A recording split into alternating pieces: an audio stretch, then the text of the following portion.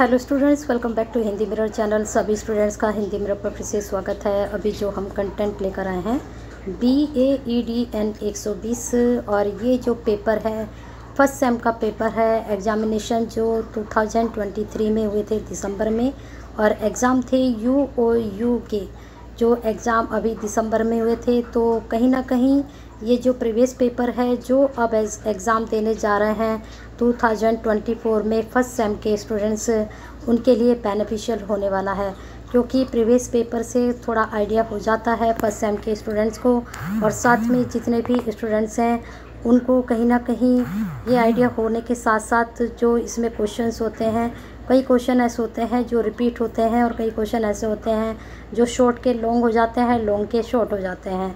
तो ये पैटर्न थोड़ा सा याद रखिएगा, और पैटर्न भी पता चल जाता है कि किस प्रकार का पेपर आता है और क्या क्या चेंजिंग पेपर्स में होते रहते हैं। तो इस वीडियो को जितने भी स्टूडेंट्स अभी हमें देख रहे हैं लाइक कर दीजिए और शेयर कर दीजिए सभी स्टूडेंट्स के लिए। जितने भी UOU के बच्चे हैं या स्टूडेंट हैं उन तक ये वीडियो पहुंच जाए और उनको भी ये जो प्रीवियस पेपर है कहीं ना कहीं बेनिफिट्स हो उनके एग्ज़ाम में। तो शेयर कीजिए, लाइक कीजिए और केयर कीजिए। यहाँ पर पेपर का नाम बिल्कुल ओरिजिनल पेपर आप तक पहुँचते हैं।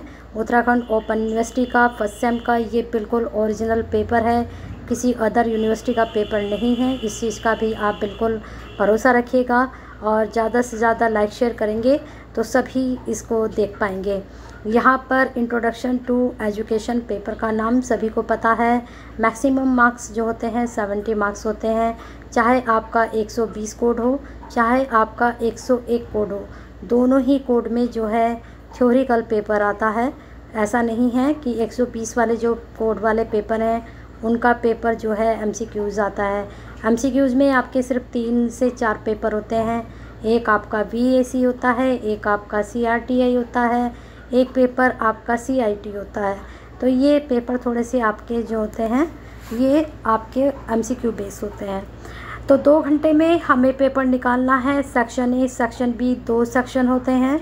हर वीडियो में मैं आपको बताती हूँ कि this paper is 70 marks divide into 2 section A B attempt any the question contains this section according to the details instruction given therein।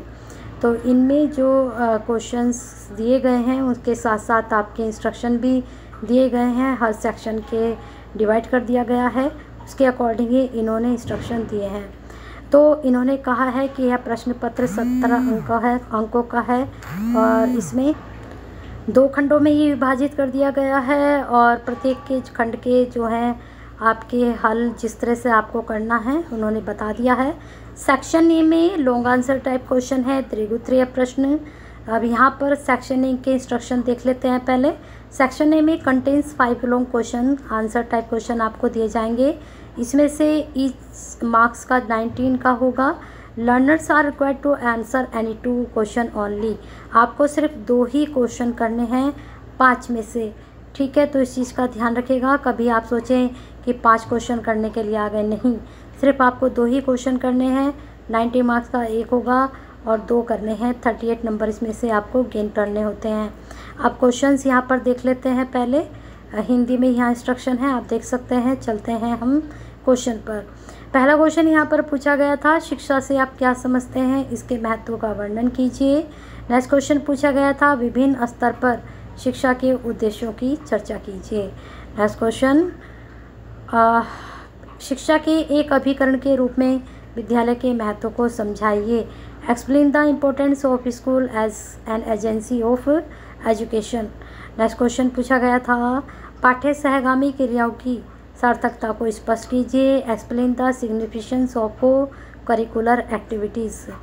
जो हमारे कॉलेज वगैरह में जो क्रियाएं होती हैं हमारी स्टडी से अलग, उनकी क्या सार्थकता है, क्या सिग्निफिकेंस है उनका। What do you understand by discipline, discuss the need of discipline in school. मुझे लगता है इस तरह के क्वेश्चंस को आपको रटने की ज़रूरत तो नहीं है, लेकिन हाँ इनकी जो डेफिनेशंस होंगी वो आप पढ़ सकते हो, उनको याद करके जा सकते हो। लेकिन अनुशासन क्या है ये आपको भी पता है, लेकिन विद्यालय में अनुशासन की आवश्यकता पर चर्चा करनी है। क्या होता है अगर हम डिसिप्लिन में रहते हैं स्कूल में, क्या हम चीज़ें वहाँ पर सीखते हैं, ये सब यहाँ पर आपको बताना है। अब आते हैं नेक्स्ट सेक्शन पर। सेक्शन बी में शॉर्ट आंसर टाइप क्वेश्चन, लघु उत्तरीय प्रश्न BADN 120 सभी को दिखाई दे रहा होगा, बिल्कुल ओरिजिनल पेपर। इंग्लिश में यहाँ इंस्ट्रक्शन है, फिर हिंदी में है। Section B contains 8 short answer type question of 8 marks each. Learners are required answer any four question only. तो 8 में से सिर्फ 4 करने हैं। तो मुझे लगता है ऑप्शंस आपके पास बहुत हैं, अनलिमिटेड ऑप्शन है। अनलिमिटेड में क्या होगा, आपके पास काम करने की चॉइस होगी और आप 4 क्वेश्चन कोई से भी अटैम्प्ट कर सकते हैं। 15 यूनिट है, 15 यूनिट में से कोई भी आप 7 से 8 यूनिट भी करके जा रहे हैं, तो मुझे लगता है डेफिनेटली वहाँ से अच्छे मार्क्स आप गेन कर सकते हैं। जितने भी फर्स्ट सेम के स्टूडेंट्स हैं, हमने प्लेलिस्ट बनाई हुई है फर्स्ट सेम की, वहाँ जाकर आप सारे सब्जेक्ट के बाय बुक भी तैयारी करा रखी है। अब आपके प्रीवियस पेपर अपलोड हो रहे हैं, इनको आप देखते रहिए और बाय बुक जो हमने कंटेंट बताया आपको उसको भी चेक करते रहिए। बहुत इंपॉर्टेंट जो टॉपिक हैं वहीं से आपका पेपर ये बना था और आप भी बुक को ज़रूर देख लीजिएगा जितने भी फर्स्ट सेम के स्टूडेंट्स हैं। अब यहाँ पर मानव जीवन में मूल्य के महत्व पर प्रकाश डालिए, शॉर्ट क्वेश्चन में पहला क्वेश्चन। फिर दूसरा क्वेश्चन पूछा गया था, स्व अनुशासन से आप क्या समझते हैं, what do you understand by self discipline. कई बार हम दूसरों के द्वारा अनुशासित होते हैं, कई बार हम खुद के द्वारा अनुशासित होते हैं। तो हम खुद के द्वारा जब अनुशासित होते हैं तो वही स्व अनुशासन होता है, लेकिन वह किस तरह से होता है, क्या इसका अर्थ है, क्या क्या इसके बारे में जो दार्शनिक हैं उन्होंने कहा है, उनकी डेफिनेशन यहाँ पर आपको डालनी है।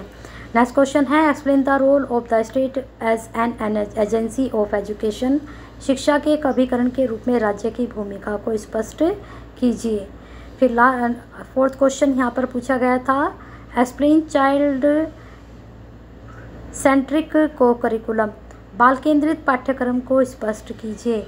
अंतर्राष्ट्रीय स्तर पर शिक्षा की भूमिका का वर्णन कीजिए। Describe the role of education at the international level. Explain the concept of freedom. स्वतंत्रता की संकल्पना को स्पष्ट कीजिए, संकल्पना को स्पष्ट कीजिए। ठीक है, चलते हैं लास्ट क्वेश्चन की तरफ, 7 और 8 की तरफ। 7 क्वेश्चन था आपका, describe the meaning of curriculum. पाठ्यक्रम के अर्थ का वर्णन कीजिए। अब लास्ट क्वेश्चन 8 क्वेश्चन यहाँ पर है आपका, इसमें पूछा गया था, education is the fundamental means of human development, pro this statement. शिक्षा मनुष्य के विकास का मूल साधन होती है, इस कथन को सिद्ध कीजिए। इस बार ये वाला क्वेश्चन आपका 99% जो है किसमें पूछा जा सकता है, लॉन्ग क्वेश्चन में अटैम्प्ट हो सकता है, तो इसको ध्यान रखिएगा। कुछ क्वेश्चन ऐसे होते हैं, अब जैसे पाठ्यक्रम है, इस बार आपसे ये शॉर्ट में पूछ लिया गया था, तो हो सकता है 2024 में फर्स्ट सेम के एग्ज़ाम में ये वाला ही क्वेश्चन और इसमें मटेरियल डालकर आपसे लॉन्ग में पूछ लिया जाए। 99% इसकी भी उम्मीद है। तो बने रहिए हिंदी वर्ग के साथ, लाइक करते रहिए, शेयर करते रहिए, और जो स्टूडेंट पहले से ही कनेक्ट हैं वो लाइक शेयर के साथ साथ सब्सक्राइब भी ज़रूर कर लीजिए।